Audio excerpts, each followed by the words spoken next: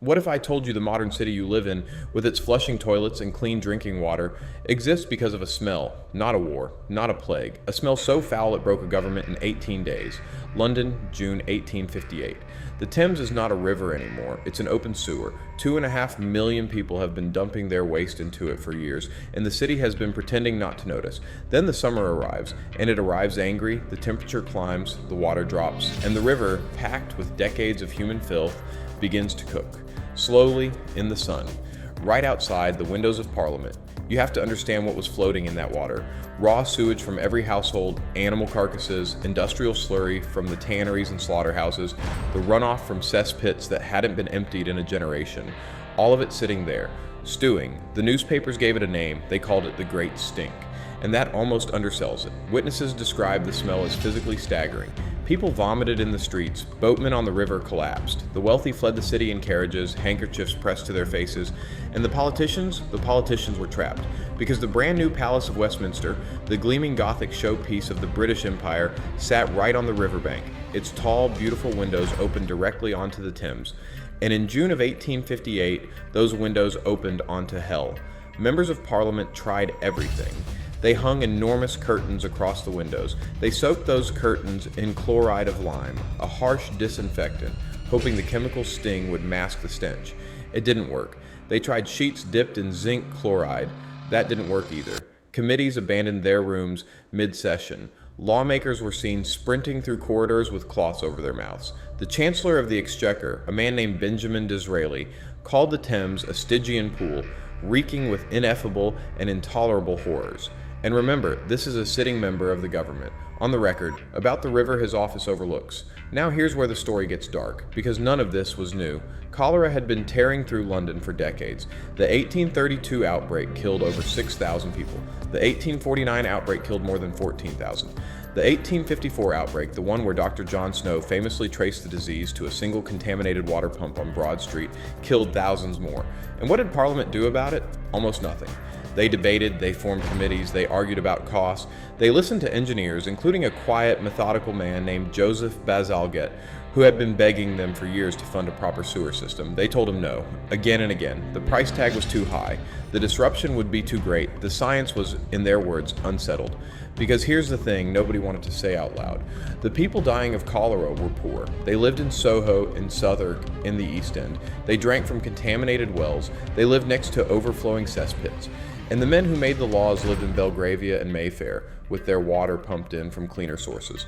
So the bodies piled up, and Parliament looked the other way, until the summer of 1858, until the smell, until the river they could ignore on a map showed up at their windows and refused to leave.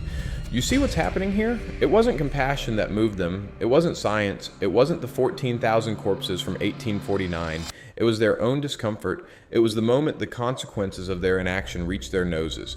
And once that happened, watch how fast the impossible became possible. On June 15, 1858, Disraeli introduced a bill to fund a complete reconstruction of London's sewage system. He gave a speech in the Commons calling the situation a national disgrace. 18 days later, on July the 2nd, the bill passed. 18 days, after 3 decades of refusal. The bill handed Joseph Bazalgette a blank check and one instruction: fix it. And what Bazalgette built next is quietly one of the greatest engineering achievements in human history. You've probably never heard his name. That's the crime of it. He designed a network of 82 miles of main intercepting sewers. Then he connected them to over 1,100 miles of street sewers, feeding into them. He built massive brick tunnels, some of them tall enough to drive a horse and carriage through. He used a then experimental material called Portland cement, gambling on it because it could harden underwater. He was right. Those tunnels are still down there, right now, carrying London's waste away from London's people. And here's the detail that tells you everything about the man. When he calculated the diameter of the pipes needed to handle the city's population, he doubled it, just in case. He said, we're only going to do this once, and they're going to grow. That single decision is the reason his Victorian system was still serving a city of 8 million people. More than 150 years later, he built 4 enormous pumping stations: Crossness, Abbey Mills, Deptford, Pimlico, cathedrals of sewage, with cast iron columns and ornate Romanesque arches. Because Bazalgette believed even the machinery of waste deserved beauty, you can still visit them. They look like temples. He reshaped the river itself.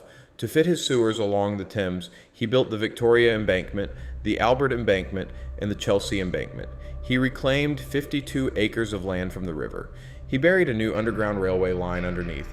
He created the riverside London you see in every postcard today, all of it, from a sewer project.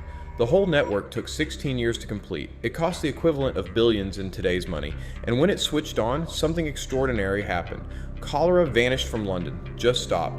The 1866 outbreak, which hit the only neighborhood Bazalgette's system hadn't yet reached, was the last major cholera epidemic the city ever suffered.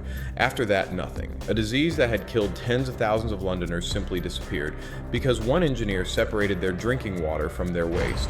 And nobody really gave him credit, not in the way they should have. He was knighted eventually.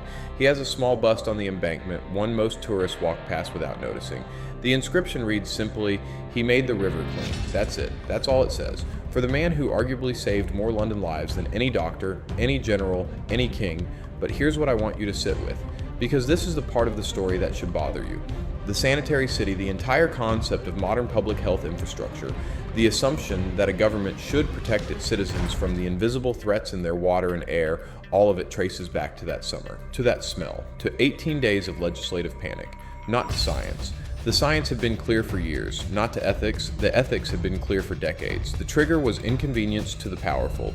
And once you see that pattern, you start seeing it everywhere. The reforms that come too late, the crises that get ignored until they touch the right people, the death tolls that don't matter until they reach the right neighborhoods.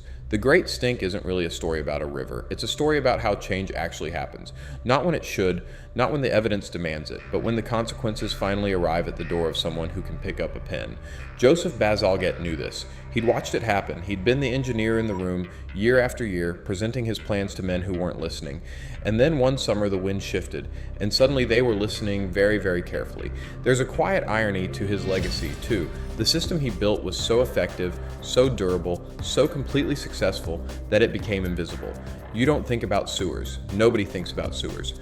That's the highest compliment infrastructure can receive. It works so well you forget it exists. But that invisibility is also why his name faded.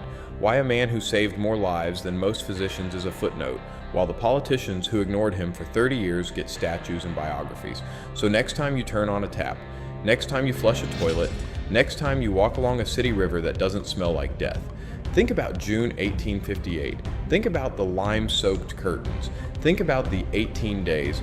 And think about Joseph Bazalgette working in the dark beneath the streets, building cathedrals of brick and cement that nobody would ever see, for a city that would never quite remember his name. Because here's the truth the history books keep underselling.